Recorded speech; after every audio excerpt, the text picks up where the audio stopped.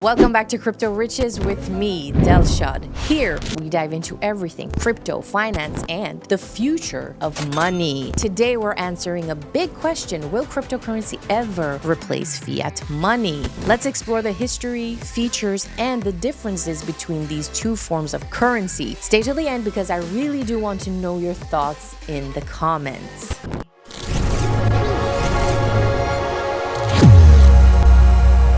All right, let's start with a bit of history. People used to use all sorts of things for money, from cows to cowrie shells. Hey, if you know what cowrie shells are, good for you. I didn't, so I looked it up. So I'm gonna tell you what it is. Cowrie shells are smooth, shiny, and often brightly colored shells that come from marine snails. Okay, going back, people used all sorts of things for money, like cowrie shells, and precious commodities like gold and silver. Then came paper money, initially backed by these commodities, but carrying around loads of gold wasn't exactly practical or safe, right? At some point, governments decided to ditch the physical backing entirely and just declare pieces of paper as legal currency. And that's when fiat money was born. Today, fiat currencies like the US dollar and Indian rupee remain dominant, but cryptocurrency is now shaking things up. So, is cryptocurrency actual money, and how does it compare to fiat? Let's break it down. First off, money is a medium of exchange. Fiat money is widely accepted globally, but cryptocurrencies are gaining traction too. Did you know that companies like Microsoft, Etsy, PayPal, and even Starbucks accept crypto payments? And let's not forget El Salvador, where Bitcoin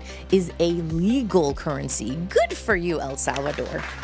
Nevertheless, money also needs to be a store of value. While fiat money's value often decreases over time due to inflation, it's relatively stable in the short term. You trust that your $20 bill will still buy you a meal next week. Cryptocurrencies, on the other hand, are unpredictable. However, many people see Bitcoin as a store of value, calling it digital gold due to its rarity. Okay, next up, money should be partitionable, countable, and fungible. Cryptocurrencies excel here thanks to blockchain technology. They're easy to divide, count, and even exchange for other cryptos or fiat. If you want to buy a chocolate bar for $1 with Bitcoin, no problem. If you need to send someone exactly $4.25 worth of Ethereum, you can. Now, let's talk about control. Fiat money is issued and regulated by governments. Every digital fiat transaction requires a middleman, like Visa or PayPal, to process it. But cryptocurrencies, they operate on blockchain technology, a decentralized peer-to-peer network that doesn't rely